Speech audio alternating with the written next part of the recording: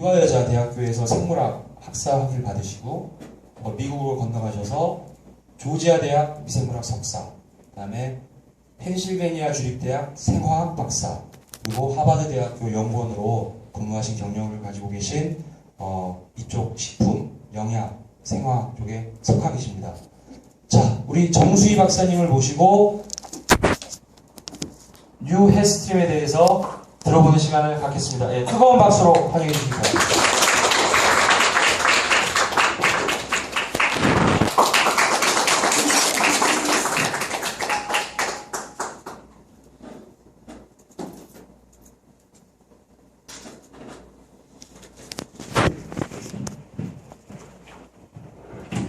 네, 안녕하셨어요? 안녕하세요.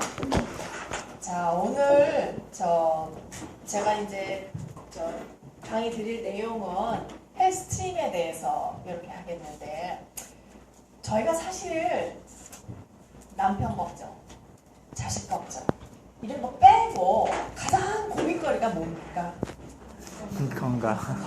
건강 중에서도 가장 없애고 싶은 거. 뱃살이죠, 그죠? 자, 뱃살은 사실은 살쪘다고 있는 것도 아니고 마른 사람도 뱃살 많이 나옵니다.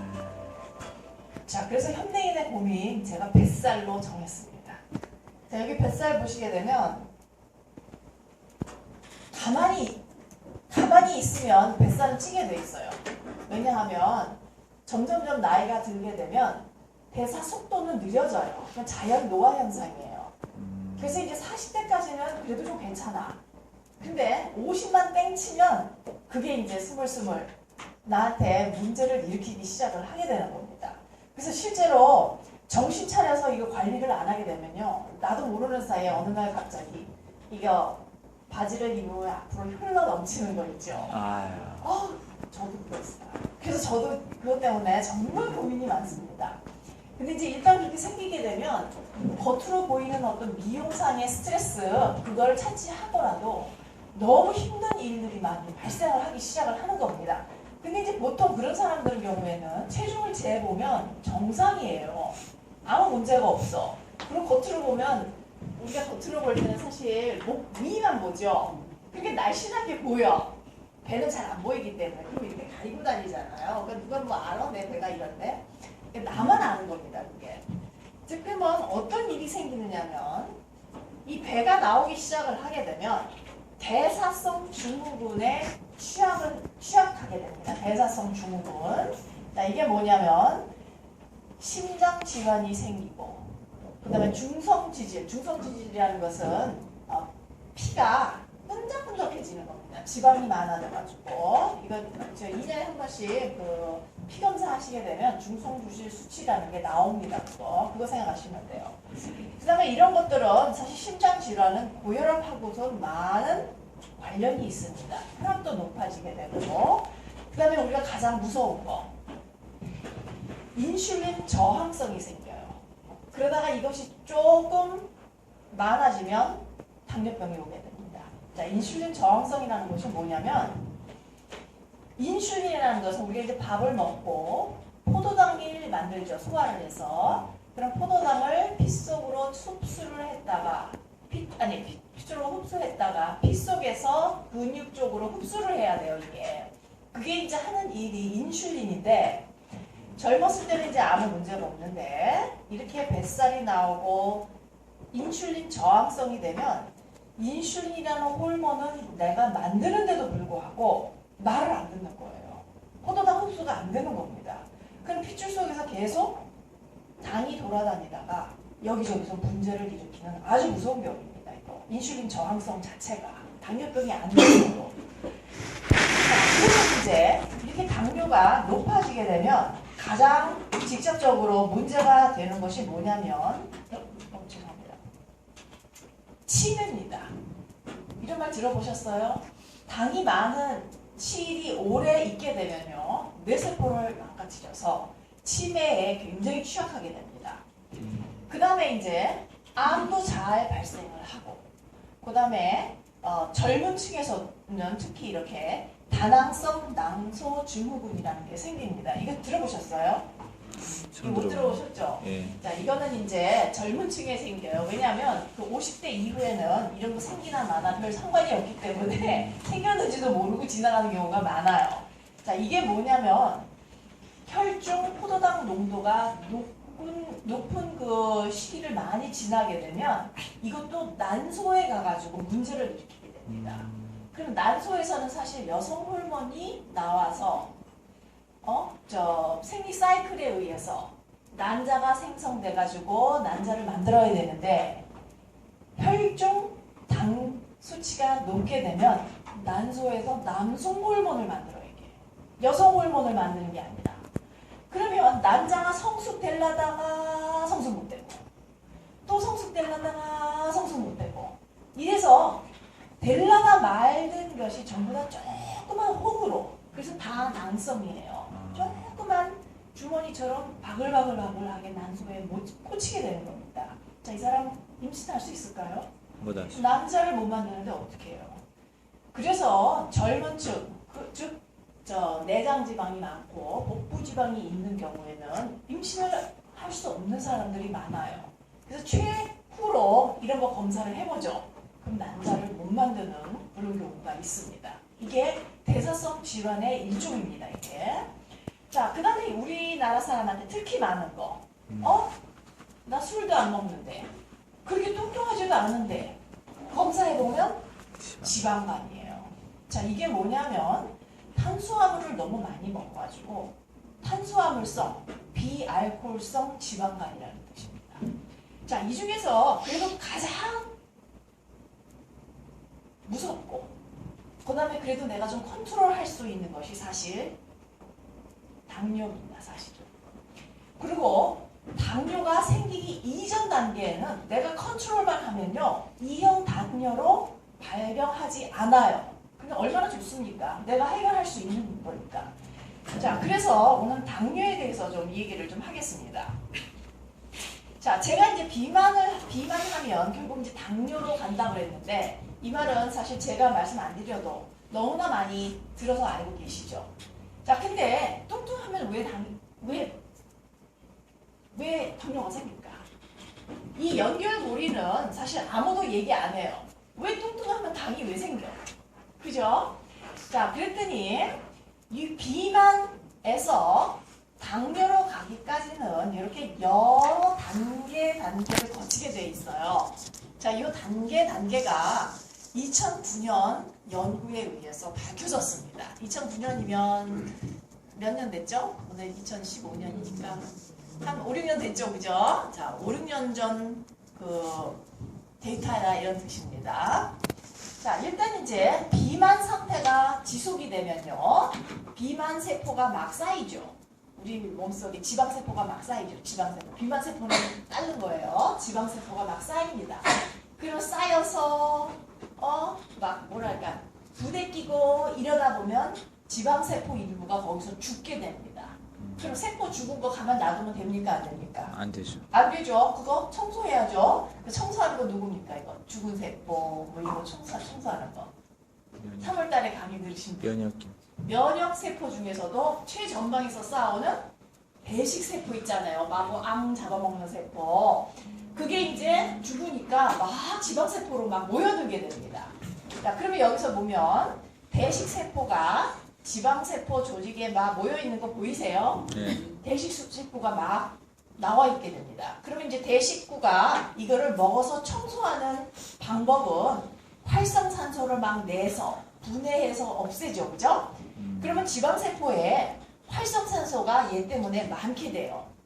게다가 지방 세포가 많은 사람들은 어쨌든 밥을 많이 먹어서 에너지화를 많이 하려고 해요. 밥을 분해해서 에너지화 하려고 그러면 활성산소 생긴다는 거 아시죠? 그래서 밥 많이 잡수시면 오래 못 산다 그러잖아요. 그죠? 자, 그래서 지방세포 자체도 활성산소를 굉장히 많이 냅니다. 그럼 활성산소가 나오게 되면 어떻게 되죠? 산화 스트레스를 유발하게 되는 겁니다. 활성산소는 수류탄이라고 그랬죠. 여기저기서 막 수류탄 터지는 거나 똑같습니다, 이거.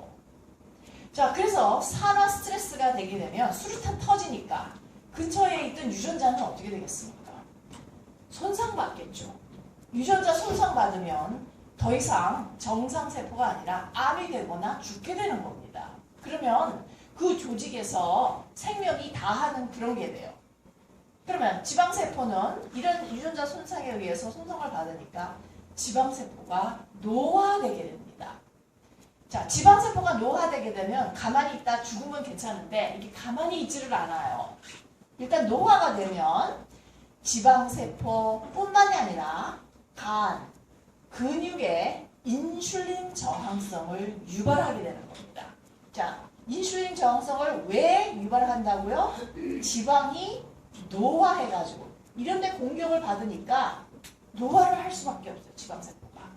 그래서 노화된 지방세포에 의해서 인슐린 저항성이 생기면 그대로 방치하게 되면 제2형 당뇨로 가게 되는 겁니다. 제2형 당뇨라는 것은 우리처럼 후발주자로 당뇨병 생기는 거예요. 1형은 유전적으로 어쩔 수 없이 당뇨병인 거. 자, 근데 이제 여기서 또 한 가지 질문은 뭐냐면 지방세포가 노화하게 되면 왜 인슐린 저항성이 생기냔 말이야. 지방세포가 늙었는데 왜 인슐린 저항성이 생기냐 이런 뜻이에요. 자, 요거를 이제 연구한 게 사실은 2009년에 그룹인데 지방세포가 노화를 하게 되면 일단 이런 거예요. 자, 정상입니까? 비정상입니까? 노화가 된다는 거는. 비정상이죠. 자, 비정상 세포가 우리 몸에 들어오게 되면 일단 암이라고 걷어내야 된다고 우리 몸에서는 시그널을 받는 겁니다. 그러면 암을 조절할 수 있는 어떤 시그널을 내는 물질이 P53이라는 종양 억제 인자예요. 종양을 억제해요. 그럼 P53이 있으면 사실 좋아요, 안 좋아요? 굉장히 좋은 겁니다. 암세포가 억제되는 거예요. 이해하시겠어요? 예. 자, 근데 여기서는 특히 이거는 보통 세포에서는 이런 게 활성화되면 좋은 거예요. 암을 퇴치하기 때문에. 자, 근데 지방세포 속에서 종양 억제 인자가 활성화하게 되면 암세포가 있는 것처럼 모든 걸 차단해버려요. 자, 모든 걸 차단하는 게 뭘 차단하느냐면 줄기세포 재생 능력을 약화시켜요. 재생을 못하게 해요. 그 다음에 아디포넥틴을 형성을 억제해요. 자, 아디포는 뭐냐면 이게 지방이라는 뜻입니다. 지방세포가 생산하는 호르몬의 이름이에요, 이게. 무엇을 하느냐면 포도당 대사 조절을 합니다. 그 다음에 지방 대사 조절을 합니다. 자, 근데 P53 종양 억제 인자가 활동하기 시작하면요, 얘가 딱 스톱! 더 이상 조절을 안 하는 거예요. 즉 지방세포 내에서 당 조절을 안 하고 지방 조절을 안 하니까 어떻게 되겠습니까? 나락으로 떨어지겠죠. 그죠? 자, 그러고선 또 한 가지 물질은 염증 유발 사이토카인을 막 만들어내게 만들어요. 그래서 여기 보시면 지방 조직이 노화가 되게 되면 P53이 활성화되면서 재생은 억제, 아디포넥틴 좋은 거죠, 이거. 억제. 그리고 나쁜 거, 염증을 막 유발시켜요. 즉, 이 염증 때문에 사실은 인슐린 저항성이 생기는 겁니다. 자, 그럼 인슐린 저항성이 생기면 당뇨로 자동적으로 가게 돼 있어요. 자, 그래서 비만과 당뇨 요 사이에 산화 스트레스, 지방세포 노화, P53 종양 억제 인자 활성, 염증, 인슐린 저항성, 당뇨 이렇게 해서 당뇨로 발전하게 되는 겁니다. 이해하셨어요? 네. 자, 그래서 비만을 그냥 가만히 놔두면, 비만이라는 것은 아까도 말씀드렸지만 몸무게가 뚱뚱한 게 아니에요. 뱃살, 지방을 내장에 축적하고 있으면 이 일을 하고 있다 이런 뜻입니다. 자, 그러면 이제 내가 별로 크게 뚱뚱하지 않은 것 같은데 왜 그렇게 살이 찔까? 그렇게 잘못한 거 없는 것 같은데 많이 먹지도 않는데 나. 자, 근데 이제 이 살이 찌는 이 원인은 물론 유전적인 영향이 많이 차지합니다. 되게 엄마 아빠가 살찌는 체질이면 나는 어쩔 수 없어요. 이게 왜 그러냐면 살찌는데 가장 중요한 세포가 지방세포죠. 지방세포의 수는 내가 태어날 때부터 유전적으로 결정되어 있어요. 자, 어떤 사람은 10개, 어떤 사람은 100개 만들어요. 그럼 어쩔 수 없이 커서는 누가 더 살쪄 보일까요? 100개. 100개 있는 사람이 어쩔 수 없이 살찌는 겁니다. 근데도 불구하고 가끔 가다가 10개 있는 사람이 더 살찔 때가 있어요. 자, 이런 사람은 어떻습니까? 많이 잡수셔서 지방세포를 뚱뚱하게 살찌우는 거예요. 지방세포가 이렇게 있다가 이렇게 늘어나는 겁니다. 그럼 이 사람은 다이어트를 하시면 살이 빠질 가능성이 아주 많아요. 그러나 원래 100개, 1000개 가지고 있는 사람들은요. 아무리 다이어트 해도 소용없는 경우가 많죠. 이런 사람은. 자, 어쩔 수 없는 거는 어쩔 수 없이 내버려둬야죠. 자, 그 다음에 어쩔 수 있는 것들. 도대체 아무것도 하기가 싫어. 아주 걷는 것도 싫고 그냥 막 숨 쉬는 것도 겨우 운동을 전혀 하질 않아요. 그러니까 칼로리 소모가 없으니까 먹는 족족이 축적될 수밖에 없죠. 그 다음에 축적될 만한 음식만 먹어도 내가 또 기름진 음식 좋아하고 또 우리 한국 사람의 경우에는 느끼해서 기름진 음식 잘 못 잡수시죠. 근데 탄수화물 또 너무 좋아해. 그거 어쩔 수 없는 거 있죠. 자, 그런 것들 때문에 살이 찌고 그 다음에 이제 가족의 영양 같은 게 있습니다. 이런 것 때문에 어쩔 수 없이 살쪄요. 또 이거 어떤 겁니까 이거? 어떤 겁니까 이거? 식습관이 최대 큰 요인입니다. 왜냐하면 어떤 음식을 먹느냐에 따라서 장내의 균총의 밸런스가 결정이 나요. 그래서 이제 그 집 식구들 보게 되면 같이 살면 다 닮아진다 그러죠. 그런 말 많이 보셨죠? 남편이랑 부인이랑 닮아진다 그러죠. 자, 그 이유가 같은 일에 울고 웃고 해가지고 표정 주름이 비슷해지는 경우도 사실 물론 있지만 먹는 게 비슷하기 때문에 장내 균총도 비슷해집니다. 진짜 이거는 과학적으로 증명된 겁니다. 그러니 통통하게 동글동글한 얼굴이 비슷하게 가게 되는 겁니다. 어쩔 수 없이 닮아가요. 애들도 보면요, 내가 동글동글하면 전부 다 애들도 다 동글동글하게 그렇게 돼요. 그래서 가족이 이제 금방 알아요. 자, 이런 것들이 가족력이 되게 됩니다. 그래서 주부의 역할이라는 게 굉장히 중요해요. 사실은 음식을 할 때 여기 저 여자 사장님은 잘 아시죠? 자신이 맛있는 거 이배로는 안 하지 않으세요? 아무리 가족을 원한다 그래도 내 입맛에 안 맞는 거는 요리하기가 굉장히 힘들어요. 요리하기도 힘들고. 그러니까 사실 엄마가 어떤 요리를 하느냐에 따라서 이 가족력의 형태는 많이 좌우할 수 있다고 봅니다. 저도 이제 맨날 고민하는 것 중에 하나예요. 애들 입맛과 저는 또 건강식 하는 거 이런 거 굉장히 또 따지는 스타일이거든요. 우리 딸한테 맨날 데모를 받고 있지만 어쨌든 이게 그래서 굉장히 중요한 겁니다. 그 장내 균총 때문에 그런 거예요. 자, 그런데 이거 이외로도 또 한 가지가 있어요. 우리가 알지 못하는 사이에 그 이유 때문에 이 살찌게 하는 거. 자, 오늘 여기에 포커스를 맞춰서 좀 공부를 좀 해보겠습니다. 바로 독소입니다. 독소 때문에 살찌나? 독소 있으면 독살당해서 오히려 살 빠질 것 같지 않으세요? 독이 있는데 어떻게 살찌고 살아? 마음도 편하지 않고. 안 그렇습니까? 신기하게 몸에 독소가 쌓이면요 살이 찝니다. 자, 독소는요 정의에 의하면 신체에 들어오게 되면 해나 병을 일으킬 가능성이 있는 물질이 몽땅 다예요. 몽땅 다. 자, 그래서 이 독이 얼마나 중요하냐? 이런 미국의 이제 굉장히 유명한 의사들입니다. 자연치유 의사, 이거 MD는 Naturopathic Doctor 해서 자연치유 의사고, MD는 Medical Doctor 해서 그냥 의사입니다. 우리가 얘기하면. 자, 이 유명한 의사들이 한 얘기를 한번 보십시오. 대부분 병의 원인은 독소에 의해서 자가 중독된 거라 이런 뜻이야. 자기 몸에 쌓인 독소 때문에 이것이 핏줄을 타고 돌아다니면서 온몸에 문제를 일으키는 거라 이런 뜻입니다. 또 이분은 소화기 내과 의사입니다. 많은 질병과 건강의 문제의 원인은 내부 독소다. 즉 나는 몸이 아파 죽겠는데 병원에 가보면 아무 문제 없고 정상이라고 나오는 경우 많죠. 그런 거 경험해 보셨어요? 네, 나 정상이라는 판명 나오면 정말 그 의사 정말 꼴도 보기 싫어. 실력이 없는 것 같아. 왜냐하면 내가 아픈데 원인을 밝혀줘야지.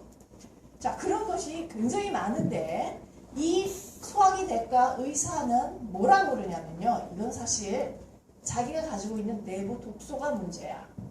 이게 원인이라고 생각을 한 겁니다. 자, 그럼 내부 독소는 뭐냐? 소화 활동이 비정상적으로 일어났을 때 대장, 소장에는 머무르는 경우는 좀 드뭅니다. 대장 속에 변이 머물게 되면 독소가 있다가 결국은 다시 재흡수가 일어나게 됩니다. 그럼 그 독소가 어떻게 되느냐? 가만히 있지 않고 피를 타고 온몸을 돌게 돼요. 그러면 가장 면역이 약한 곳, 가장 방어벽이 뚫린 곳에서 또 문제를 일으키기 시작하는 거예요. 이해하시겠죠? 그죠? 자, 그게 바로 내부 독소입니다. 자, 근데 이제 외부 독소도 많아요. 외부 독소. 알게 모르게 우리가 입으로 먹는 거. 피부에 의해서 들어온다고 생각해 보셨어요, 이거? 특히 물이 안 좋은 곳에서 사는 사람. 특히 뭐라 그럴까? 자, 아침에 샤워하실 때 뜨거운 물 팍 틀어놓고 그러면 김 나면 막 너무 좋잖아요. 자, 만약에 염소가 농도가 굉장히 세다. 그 지역에. 그럼 그것이 피부 속으로 스며들게 됩니다. 온도가 높은 데다가 집중적으로 포화가 되기 때문에 피부 속으로 스며들게 됩니다. 그 다음에 호흡기. 이거 컨트롤 못하죠, 우리. 숨을 안 쉬고 살 수 없기 때문에. 자, 이런 것들인데 대개 우리는 이런 것들을 몸속에 축적을 하게 되면 알러지를 유발하거나 그리고 각종 유기 화합물 성분이라거나 살충제, 농약, 대기오염, 다이옥신은 뭘 태울 때 나는 발암물질입니다. 이거 1급 발암물질이에요. 그 다음에 우리가 먹는 처방약, 우리 몸을 건강하게 하기 위해서 먹는 약, 이런 것이 다 대사되고 나게 되면 독소 물질로 작용을 하게 됩니다. 자, 왜 이것이 독소가 되게 되냐면 인간이 이제 만든 어떤 물질들은요, 수억 년 동안 진화하는 과정 속에서 이 생체가 못 보던 새로운 물질이에요. 자, 이런 못 보던 새로운 물질은 아니 이게 뭐야? 이거 어떻게 분해할까? 모르는 그런 물질입니다. 그래서 이거를 정의를 할 때 생체 이물이다. 이렇게 번역을 하게 됩니다. 생체 이물. 자, 이 생체 이물인 경우에는 다 독소로 작용을 하게 됩니다. 그럼 우리 몸에서는 어떻게 되느냐? 일단 몸속으로 들어오게 되면요. 이거는 대부분 기름에 녹는 물질들이에요. 물에는 잘 안 녹아요. 그럼 몸속에 막을 통해서는요. 수용성은 잘 흡수가 안 되지만 지용성 물질은요. 금방 흡수가 됩니다. 그럼 빠르게 흡수가 돼가지고 기름이 있는 조직이 어디예요? 지방세포, 지방조직이죠. 거기다가 독소를 다 녹여놔요. 그럼 내가 배출도 잘 못하면 축적을 계속 하고 있는 겁니다. 그럼 축적을 하게 되면 이게 가만히 있느냐? 계속 문제를 일으키게 되는 것이에요. 자, 그러면 이게 독소가 결국엔 이게 비만을 일으킨다 이런 뜻입니다. 그럼 독소가 어째서 이 비만을 일으키느냐? 자, 일단 독소 비만을 유발하는 이 독소 물질은 이 사람이 이제 정리해놓은 논문에 의하면 유기인산, 카르밤, 항생제, 스테로이드, 각종 식품 첨가물, 그 다음에 유기화합물 이런 것들이 있어요.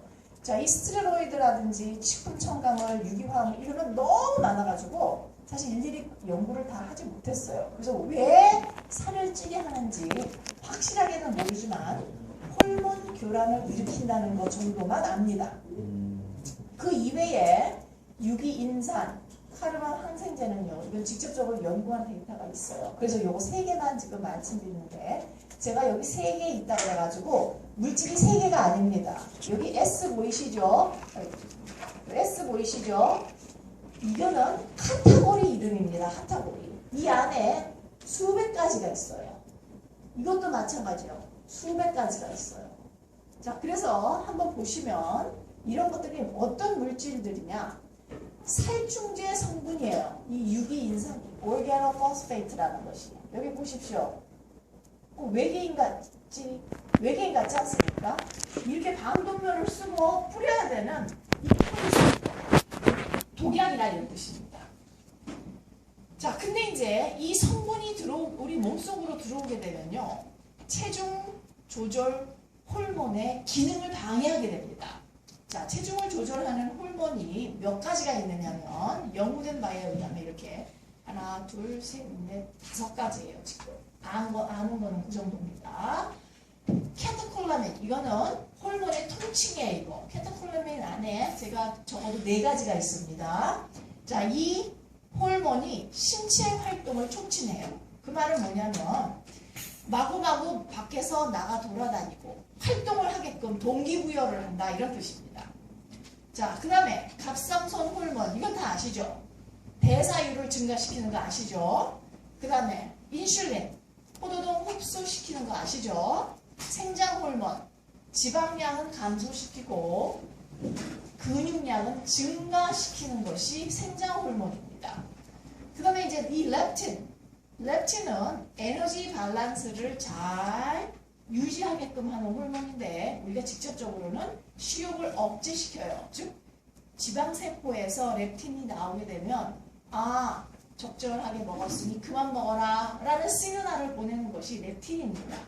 자, 근데 살충제 성분이 우리 몸속에 있으면 이것이 전부 다 작동 정지예요. 자, 그러면 작동 정지. 그럼 내가 활동하고 싶습니까? 아주 만사가 귀찮아. 그럼 먹기만 하게 되고, 그 다음에 생장 호르몬도 안 나오고 인슐린도 안 나오니까 축적만 하는 거예요. 먹는 족족이 축적만 하게 됩니다. 자, 게다가 신경 전달 물질에 대한 민감도가 떨어져요. 그래서 좀 살찌고 비만인 사람들 보게 되면 사실 외부 자극에 대해서 둔감하죠. 그 사람이 뚱뚱해서 둔하게 보이는 것이 아니라 실제적으로 신경의 민감도가 실제로 떨어집니다, 이 사람. 그래서 잘 반응을 안 하는 거예요, 실제로. 자, 그 다음에 각종 대사 과정을 방해하고 특히 이 신경세포와 근육에 악영향을 주는 것으로 되어 있습니다, 이 유기인산이. 자, 그 다음에 칼바메이트 보겠습니다. 칼바. 자, 이것도 역시 살충제에 다량 분포합니다. 그 다음에 진균제 성분에도 들어가 있어요. 자, 우리가 작물을 키우는데 작물병의 90%는 곰팡이병입니다. 곰팡이가 병을 일으켜요, 식물에. 그러면 이제 그 곰팡이병을 억제하기 위해서 우리는 진균제를 뿌리게 됩니다. 농약의 형태로. 그럼 진균제 뿌리게 되면 이 속에 카르맥스가 들어서 결국 우리는 어떻게 되냐? 음식물을 먹게 되면, 작물을 먹게 되면 우리 몸속으로 들어올 가능성이 있게 되는 겁니다. 자, 그리고 또 한 가지, 방부제에도 이런 것이 들어있어요. 나무, 페인트 이런 데 들어있어요. 그럼 이거 먹지 않는데 무슨 관계냐? 나무 먹는 사람 없잖아요, 그죠? 별 상관이 없을 것 같지만 이거 가만히 앉아 있어도 이 피부, 호흡기, 그리고 이거 다 스며들게 돼요. 그래서 문제가 되는 겁니다. 이게 화장품도 옛날에 들어갔는데 요즘 화장품은 없는 거예요, 사실은요. 자, 몸에 들어오게 되면 대사 속도를 감소시켜가지고 조금만 먹어도 난 살찐다, 이런 거 들어보셨죠? 이게 머릿속에서 나오는 어떤 사이코 현상이라고 생각하는데 아닙니다. 실제적으로 내가 조금 먹어요. 그런데도 살은 쪄요. 그 다음에 그래서 나는 조금만 먹어도 살이 찐다 그랬는데 실제적으로 이것이 이런 현상이 있기 때문에 옛날에는 이게 축산업에서 일부러 먹이고 그랬어요. 왜냐하면 사료값이 비싸니까 쬐끔만 줘도 비대하게 되면 수익이 높아지잖아요. 그래서 실제로 이것이 사용되었었습니다. 하지만 지금은 사용 금지됐죠, 그런 거는. 그 다음에 육체 활동 동기를 떨어뜨려요. 도대체 나 혼자 하기가 싫어. 운동? 이 사람들 하겠습니까? 운동? 우리 같은 사람도 운동하기 너무 싫죠. 그거 일주일에 3번 20분씩 숨이 헐떡거리고 외워서 저도 그거 하는 사람이 몇이나 있습니까? 손 들어보세요. 하십니까? 저거 한 분 계시네요. 사장님 한 분. 정말 부럽습니다. 저는 집에 운동 좀 한다고 아령 3세트 갖다 놨어요. 500g, 1kg, 3kg 이래가지고 사기는 잘 샀어. 근데 그거 장식으로 쓰고 있습니다. 장식. 그거라도 해야 되는데. 어쨌든 비만하게 되면 더 혼자 가기가 싫어요. 그래서 이런 만화 같은 거 이런 거 보게 되면 막 뚱뚱한 사람이 이런 소파에 앉아가지고 포테이토 칩 끄내 놓으면서 TV 보는 이런 거 보셨죠? 네. 미국의 뚱뚱한 사람의 표상입니다. 그걸 보고 뭐라 그러냐면 카우치 포테이토라고 해요.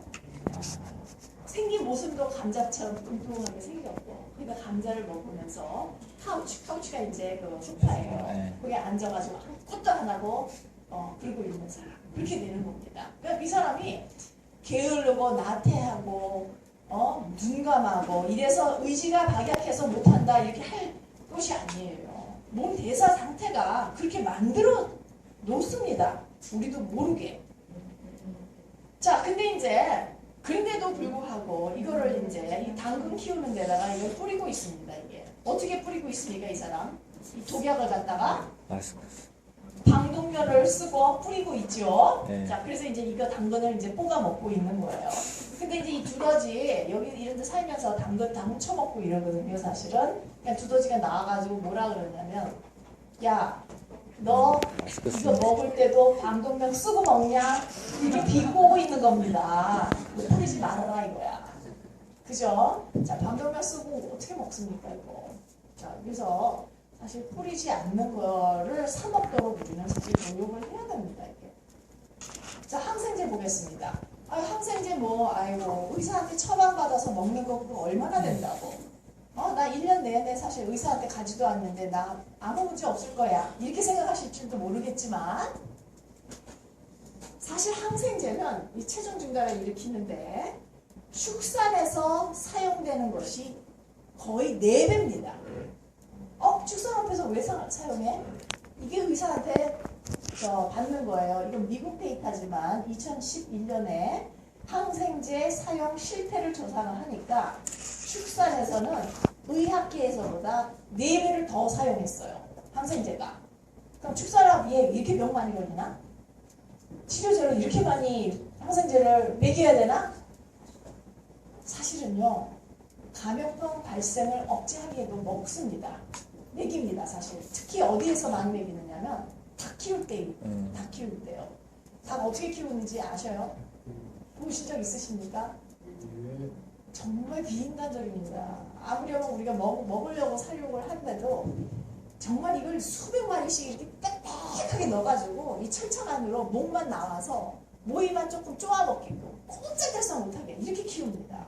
그리고 알이나 나오면 알만 이제 가져가게 이렇게 되고 그러면 이제 아무 공간 없이 빽빽하게 그렇게 나오게 되면 한 명이라도 병에 걸리게 되면 병이 기하급수적으로 퍼져요. 그래서 병이 안 나게 하기 위해서는 특히 이 닭 같은 경우에는요 상시 항생제를 먹입니다. 그럼 그거 항생제 알 같은 데 있을까요? 당연히 있습니다. 그래서 비인간적이기도 하지만 이런 비인간적인 환경 속에서 스트레스 상태에서 산 동물이 낳는 알 속에 그게 좋은 것이 있겠습니까, 이거? 그래서 저는 육식은 별로 좋아하진 않지만 이 달걀을 그래서 꼭 방사람을 사 먹어야죠. 방사람. 풀어서 키워서 아무데나 알 낳는 거 있죠. 네, 그거 사서 드십시오. 자, 그리고 또 한 가지는 돼지, 소한테도 이게 먹여요. 소, 돼지는 사실 빡빡하게 키우지는 않습니다. 돌아다니죠, 그죠? 그런데도 먹이는 원인이 이건 병 때문에 생기는 것이 아니라 비대생장을 안 해요. 항생제를 안 주면. 그러니까 건강한 거죠. 뚱뚱하지 않은 거는 건강한 거죠, 사실은요. 네. 그러면 수지가 맞습니까? 안 맞습니다. 수지가 안 맞아요. 그러니까 비대생장을 하기 위해서 항생제를 주는 거예요. 아니 근데 항생제 먹으면 왜 살쪄? 왜 살찌느냐? 체중 증가를 일으키는 체중 조절 시스템을 망가뜨리기 때문에 그렇고, 두 번째 이유는 대장균총의 밸런스를 살찌는 세균만 살려둬요. 살 안 찌게 해서 건강하게 하는 세균 있죠. 대장세균은 싹 죽여요. 항생제를 먹게 되면. 생각나세요 그거? 네. 작년 9월달에 제가 강의할 때 그 얘기 해드렸는데, 균총 밸런스가 날씬한 사람하고 통통한 사람은 달라요.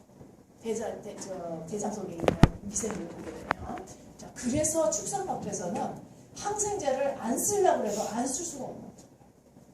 그럼 결국은 항생제를 그렇게 노상 먹고 자란 소, 돼지의 고기를 우리가 먹게 되면 어떻게 될까요, 우리? 살쪄. 게다가 우리는요, 살코기만 있는 거 안 좋아하죠. 비계살이 있는 삼겹살. 목욕살은 더 좋죠. 그 다음에 소고기도 뭐가 좋습니까? 마블링 같은 거, 막 이런 거 먹잖아요. 그런데 이런 항생제나 이런 살충제 성분 같은 경우에는 지용성이기 때문에 지방. 기름에 녹아 있는 거예요. 그러니까 우리가 좋아하는 거는 다 사실 안 좋아. 그래서 이 육식자에게는 특히 이게 위험 요인이 되게 됩니다. 육식자에게. 그래서 이런 육식, 즉 나는 탄수화물도 별로 잘 안 먹어. 가끔가다 내가 고기만 좀 먹는데 이상하게 난 조금만 먹어도 살 빠져. 자, 이유가 이게 독소 중독일 가능성이 아주 높다 이런 뜻입니다. 네, 살찐 체질이요 그냥 나요. 네? 자, 그래서 독소를 피하는 방법을 항상 우리는 염두에 둬야 돼요. 자, 알려진 독소에 대해서 노출을 하지 말아야 돼요. 그러면 이런 거, 주거지, 사무실 환경, 독소가 없는 데서 살아야 돼요. 그럼 어떻게 해야 됩니까? 나 공기 좋다고 저 전원주택 저 시골에다가 농토 옆에다가 하나 딱 지어가지고 살고 있어요. 공기 좋습니까? 물론 유기농 농장 옆에 있으면 괜찮죠. 그러나 철저히 살충제 뿌리고 농약 주고 이런 곳에서 살면요, 당장 이사 가셔야 돼요. 또 내가 직접 먹지 않아도 공기 중을 통해서 다 내 입 속으로, 호흡기 속으로, 피부 속으로 다 스며들게 됩니다. 이사 가셔야 되고. 그 다음에 독소 물질의 신체 유입 억제, 입으로 들어가는 거 억제해야 돼요. 그럼 어떻게 하셔야 돼요? 어떻게 하셔야 돼요? 입으로 들어가는 거 억제하시려고. 안 먹어야지. 아유, 안 되죠. 알레르기 죽지, 그거는. 독소 피하려다 굶어 죽게 돼요. 그러면 안 되죠. 유기농 식품을 될 수 있는 대로 사 드셔야 되겠죠. 유기농 식품. 그렇지 않으면 어쨌든 이런 살충제나 항생제 이런 성분이 없게끔 조리를 하셔야 되는데 한번 데쳐서 담수담수. 근데 노력을 많이 하셔야 돼요. 자, 그 다음에 장 내막의 장벽을 강화한다. 이 말은 뭐냐면 대장의 독소에 대한 체계적인 노출을 줄이는 거야. 즉 흡수율을 없앤다 이런 뜻입니다. 그러면 어떻게 돼야 돼요? 장 내막이 튼튼하게 되면 흡수가 잘 안 되게끔 한다 이런 뜻입니다. 독소에 대한 흡수. 그럼 내벽을 튼튼하게 하는 방법은 뭡니까? 장 내벽을 강화하는 방법이 뭡니까? 가장 좋은 방법. 우상계. 프로바이오틱스 드시는 겁니다. 즉 현재까지 이거는 임상적인 결과입니다. 임상적인 결과로 프로바이오틱스보다 장벽을 강화하는 물질은 아직 없습니다. 세상에. 그게 가장 좋은 물질입니다. 자, 그래서 이 세 가지를 계속 하고 계셔야 돼요. 어떻게 하든지 간에. 자, 그러고선 이제 내가 배출을 잘 해야 되겠죠. 내 몸에 있는 독소가 쌓일 틈이 없게끔 들어오는 족족이 나가도록 이렇게 만들어 놓으면 될 거 아닙니까? 그러면 해를 입힐 기회를 없애는 겁니다. 즉 밖으로 내보낸다는 것은 간의 활동을 활발히 해서 해독작용을 증진시킨다. 이 말이랑 똑같아요. 그래서 간 하면 해독작용. 고등학교 때 우리 생물시간에 많이 배웠죠. 그죠? 네, 간은요 특별한 세포로 이루어졌어요. 그래서 이런 해독작용을 하는데, 즉 지방세포, 세포 외의 물질, 자, 세포 외 물질이라는 거는 어떻냐면 우리가 이제 다 세포로 이루어졌잖아요. 세포와 세포, 세포와 세포 사이에는 액체가 있어서 촉촉하게 액체 속에서 세포가 녹아있는 그런 상태입니다. 그러니까 세포와 세포 사이에는 액체에 독소가 쌓이게 돼요. 그럼 이런 독소를 갖다가 다 혈액으로 이동시켜가지고, 혈액은요 사실은 고속도로랑 마찬가지입니다. 고속도로로 만들어내서 배설을 빨리 하게끔 하시는 것이 가장 좋은 방법이겠죠. 자, 이 배설작용은 결국은 나중에 신장을 통해서, 배변을 통해서 밖으로 나가게 되겠죠. 자, 신장활동 촉진, 배변활동 촉진 보이세요? 자, 이 배변활동은요 사실 하루에 두세 번 가셔야 돼요. 근데 두세 번 계속 하면서 그만한 양을 맨날 세 번씩 보라. 사실 먹은 것도 없는데 나 어떻게 봐? 아니, 일주일에 한 번도 못 가는데 하루에 세 번? 막 이런 거 놀라시는 분이 있는데, 어쨌든 조금이라도 좋은데 하루에 두세 번은 가셔야지 정상이라는 뜻입니다. 그러니까 그게 안 하면 비정상이에요 지금. 자, 그 다음에 이제 이런 지방세포 및 세포 외 물질 속에 녹아있는 어떤 물질들은요, 지용성 물질이라고 했죠. 독소는. 자, 지용성 물질을 배출하는 데는요, 담즙이 있어야 됩니다. 그럼 우리가 담즙 분비를 촉진할 수 있는 방법이 있으면 좋겠죠. 그래서 담즙 분비를 촉진할 수 있는 어떤 물질들이 나오게 되면 이 담즙과 혼합이 돼가지고 대장 속을 통해서 배설을 하게 됩니다. 우리가 그렇게 시스템이 돼 있어요. 자, 근데 이거를 하려고 그러면 1, 2, 3 이것이 하려고 그러면 이 네 번째 간이 제 일을 하고 있어야 돼요. 간이 제 일을. 자, 그래서 간이 하는 일을 잠깐 보겠습니다. 자, 간은, 자, 제가 오늘 강의 중에서 가장 어려운 거예요, 이거. 그러니까 이것만 이해하시면요 100% 이해하시는 겁니다. 졸리신 분 눈 뜨세요. 이것만 이해하시면 돼요. 자, 간은 두 단계에 의해서 해독을 하게 됩니다. 두 단계. 그러니까 이게 굉장히 어렵다는 뜻이죠. 다시 해독하는 게. 자, 근데 이제 독이 우리 몸속에 들어오게 되면 불꽃을 일으키는 물질들이 대부분이에요. 조금만 닿으면요 칙 전기 일으켜서 다 태워요. 닿기만 하면. 그래서 간으로 이게 들어오게 되면 불꽃을 없애는 작용을 제1단계에서 합니다. 불꽃을 없애요. 왜냐하면 부딪혀서 불을 내는 거를 없애기 위해서. 자, 불꽃 없애는 게 제1단계인데, 자, 1단계에서는요 독소 물질을 독성이 약간 없은 물질로 변화시키게 됩니다. 그래서 실제로의 해독작용은 1단계에서 일어나게 됩니다. 자, 번쩍번쩍하는 거 없어지죠? 네. 자, 그렇다고 해서 물질이 없어진 건 아닙니다. 얘는 아직도 폭탄 가능성이 있어요. 불꽃만 없앤 겁니다. 자, 그래가지고 이 불꽃을 없애는 작용에 이런 작용을 하게 되는데, 얼마나 어려운 작업이냐면 이 어려운 작업을 하는 동안에 간에서 활성산소가 무지 많이 만들어져요. 어쩔 수 없이. 그래서 간 자체는 특별한 세포로 만들어져 있습니다. 이런 활성세포에도 좀 견디게, 이런 활성세포를 많이 만들어도 괜찮게 이렇게 해 있어요. 그래서 간 한번 나빠지면 재생 못하죠. 이래서 그래요. 특별한 세포이기 때문에. 자, 요거 다량의 그 유해 활성산소가 만들어진다는 거 1단계에서 요거 한번 기억하시고 다음 슬라이드 보시겠습니다. 자, 해가지고 일단 불꽃을 없애게 되면 2단계로 넘겨줍니다.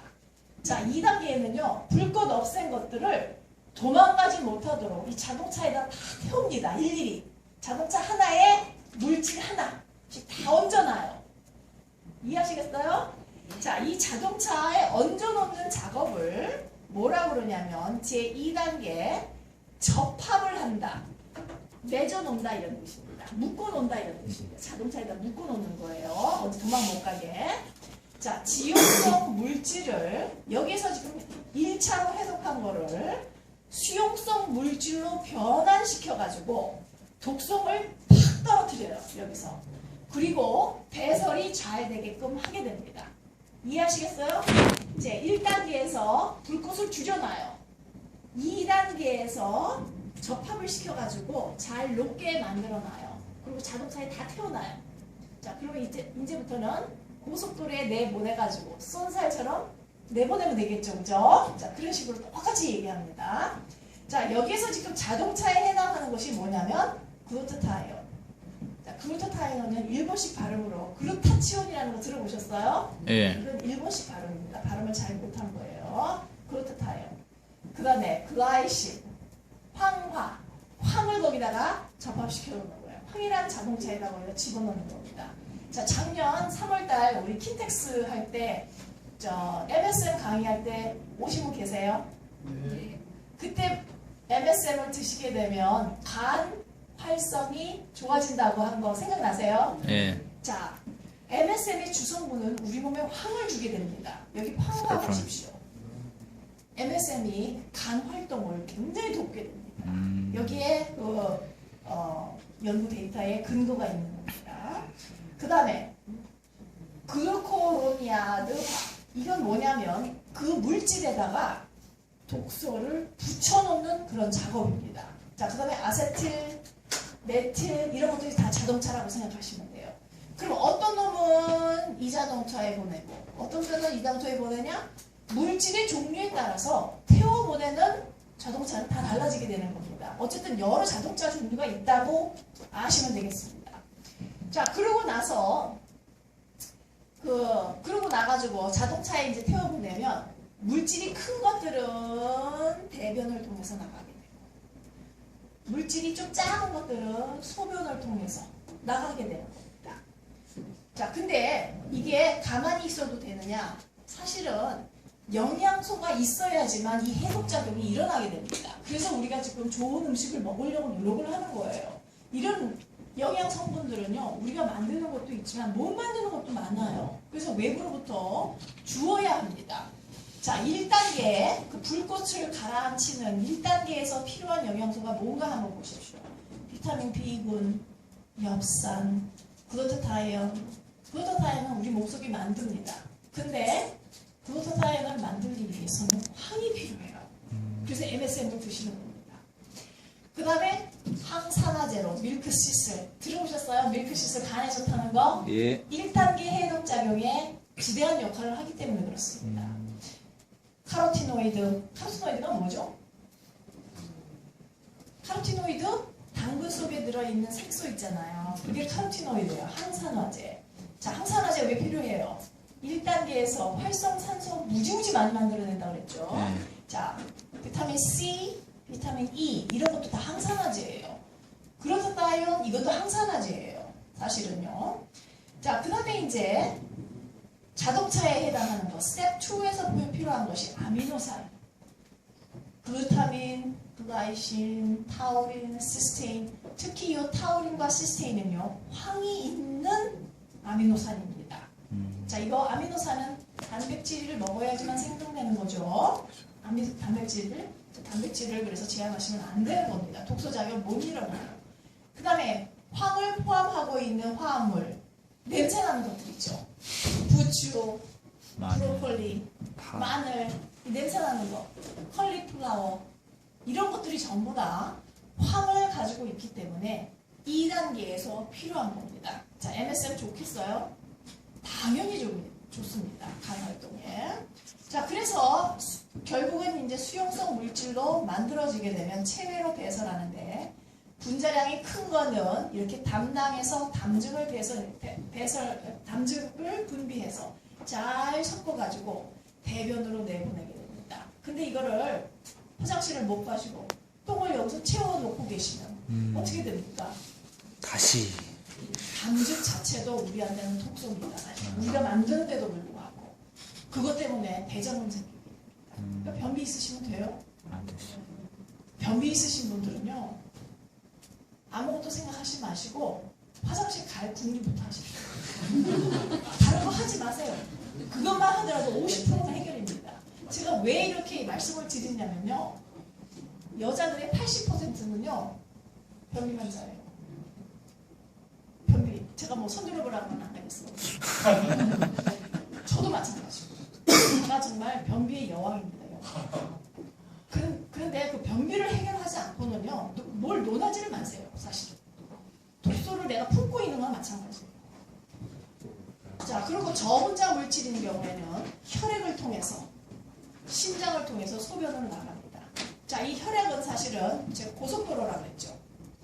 혈액이 고속도로가 잘 정비되려면 뭐가 있어야 될까요? 황, 피가 잘 돌라 그러면 뭐가 가장 필요할까요?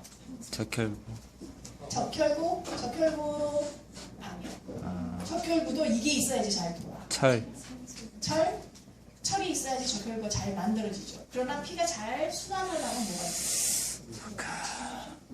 산소, 우리가 생각하기 너무 흔해서 생각하기 힘든 거예요. 물, 물을 안 드시게 되면 고속도로가 정비가 안 되는 거랑 똑같아요. 실컷 이런 거 영양소 다 드시고 물은 또 안 드셔. 그럼 자동차에 잘 태워가지고 저 주차장에다가 세워놓는 꼴이에요. 고속도로가 없어가지고 저 날르지를 못해요. 물도 잘 드셔야 돼요.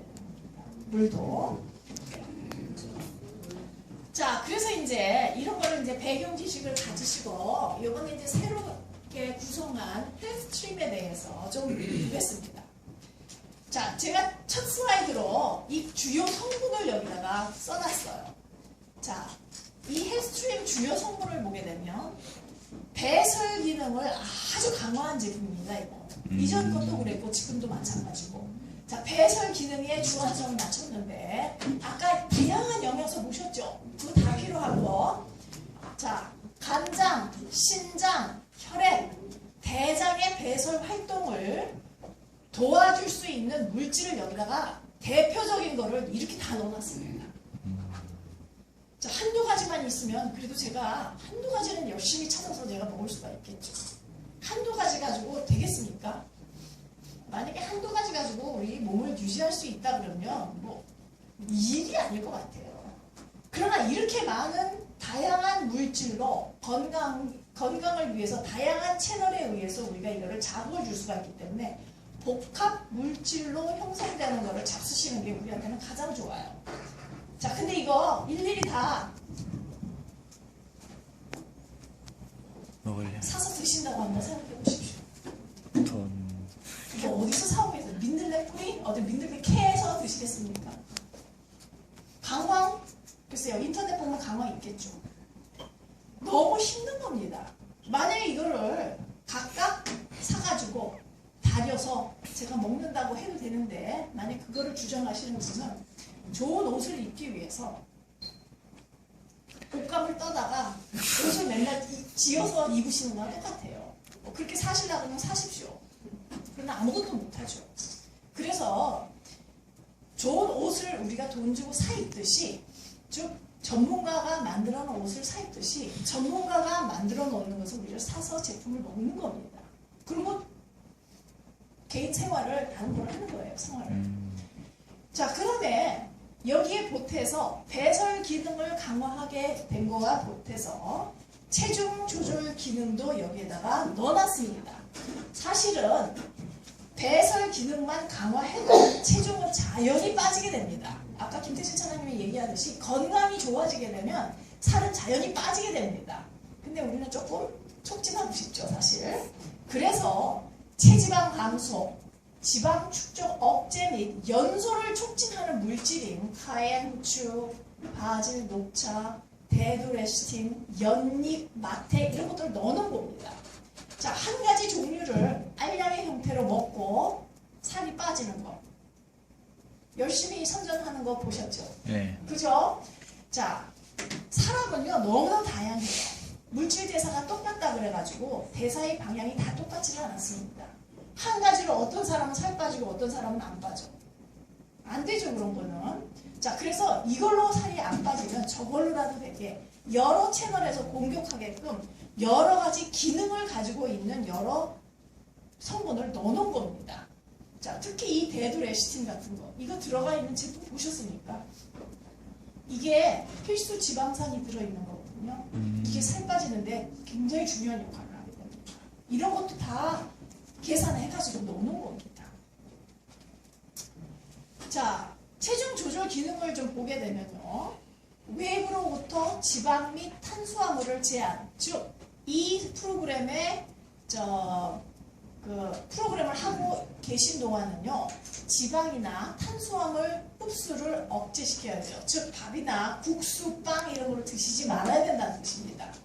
그리고 기름 잡수시는 분은 없으니까 그런 거는 말 안 하겠습니다. 자, 그리고 이거를 이제 잡수시지 마시고 시스템이 가지고 있는 원리는 뭐냐면 내가 가지고 있는 지방을 태워서 에너지화해서 저장 창고에 있는 지방을 꺼내 쓰는 겁니다. 당연히 살 빠지죠. 지방세포의 사이즈가 줄어들기 때문에. 게다가 이 연소하는 역할을 이번 리뉴얼 제품에는요, 성분을 강화해 놨습니다. 3배 강화해 놨어요. 그래서 이거는 지난번보다도 효과가 더 좋으리라고 지금 예측을 하고 있습니다. 네? 좋다고요? 네. 좋은 거예요. 자, 그래서 지난번 것도 마찬가지지만 기대치가 사실은 있습니다. 사실 기대치를 제가 왜 적어주냐면 이런 거는 사실은 불법의 여지도 조금 있습니다. 제가 연구 데이터를 해가지고 보여주는 거 아니기 때문에. 자, 그러나 너무 살을 빼야 되는데 의지가 발약한 사람들 있죠. 어떤 기대치가 보이지 않으면 깜깜한 암흑 속에서는요, 앞으로 나아갈 희망을 못 얻어요, 저희가. 안 그렇습니까? 조금이라도 불빛을 보여줘야지 내가 이거를 할 수 있는 에너지가 생기는 겁니다. 그래서 기대치를 한번 주세요. 기대치가 뭐냐면 일주일 하고 나게 되면 2, 3kg 정도 빠집니다. 못 빠지면 2kg, 잘 빠지면 3kg. 그런데 근육량은 어떻게 되느냐? 1kg 증가해요. 그럼 결국은 지방이 3 내지 4kg가 빠진다는 뜻입니다. 일주일 동안. 이건 엄청난 거예요. 그러니까 이거를 기대치를 좀 주면서 사실 좀 동기 유발을 시키시는 것이 이게 장사 수완이 아니라 이 상대방을 위하는 겁니다. 자, 그리고 이제 그리고 이제 이번에 리뉴얼된 거는 여러분이 원래 알고 계시던 이 카카오 맛하고 슈퍼베리 이외로 공유 맛을 하나 더 첨가해가지고 출시됐죠. 자, 린 프루츠 파이버 쉐이크 이거는 3개 중에 하나 선택을 하시는 겁니다. 자, 근데 이제 내가 프로그램 일주일간을 어떻게 이제 적용을 하느냐고 봤더니, 자, 일주일 동안은 뭘 하느냐면요, 체내에 있는 대사 방향을 바꿔주게 됩니다. 대사 방향. 자, 그래서 이 대사 방향을 활동하는요, 조금 운동하는 거 이런 거 안 하셔야 됩니다. 듣기 좋죠? 운동 안 해도 되니까 기분 좋죠? 네. 운동하지 마십시오. 일주일 동안은 그냥 가만히 계세요. 그런데도 근육량은 증가하게 됩니다. 이해하셨죠? 네. 그리고 활동도 좀 정지하시고 뭐 깊은 거 사고하는 거 이런 것도 좀 하지 마세요. 일주일 동안은. 자, 근데 이제 밥, 국수, 빵 이런 걸 너무 좋아하는 사람이 있어요. 그죠? 그래가지고 막 이틀간 지나면 손이 부들부들 떨리는 그런 사람이 있대요. 자, 이런 사람인 경우에 자기가 스타일을 알죠. 자, 자기가 그런 스타일이면요, 처음부터 공유 맛을 선택을 하십니다. 자, 이 공유 맛에서는 현미 플레이크를 좀 거기다 넣어놨습니다. 시킨 맛도 있고, 현미를 먹는다는 그 탄수화물에 대한 어떤 뭐랄까 만족감 이런 거를 좀 얻을 수가 있어요. 그래서 일주일 버티는데 문제가 없으리라고 생각이 듭니다. 자, 근데 그래도 일주일 버티기가 힘들어. 너무 탄수화물 좋아해가지고. 그게다 달콤한 것도 너무 좋아해. 자, 이런 사람은 에피타이트 큐어를 드시면 참 좋은데 그거 뭐 사람 안 하신다면서요. 네? 그거 왜 그러셨어요? 그거 저 좋은데 저는. 너무 달아요? 아, 그건 문제가 됩니다. 사실 단 거 저도 싫어해요, 사실. 자, 그래서 이런 금단 현상이 있는 사람에는 다크 초콜릿을 섭취하기를 권합니다. 자, 근데 카카오 함량이 70% 이상인 것만 됩니다. 자, 그래서 라벨을 보시고 뭐 예를 들어서 밀크 초콜릿 이거 됩니까? 안 됩니까? 안 되죠. 당연히 안 됩니다. 카카오 이거는 달지 않아요. 약간 카카오 씁쓸한 네. 맛이 날 정도입니다. 70% 이상 82%까지 된 거를 봤어요, 저는. 저는 사실 그런 거 좋아하거든요. 이거 드시도록 하세요. 일주일 동안 이거 아무리 탄수화물 중독 있는 사람도 이 정도의 프로그램은요 하실 수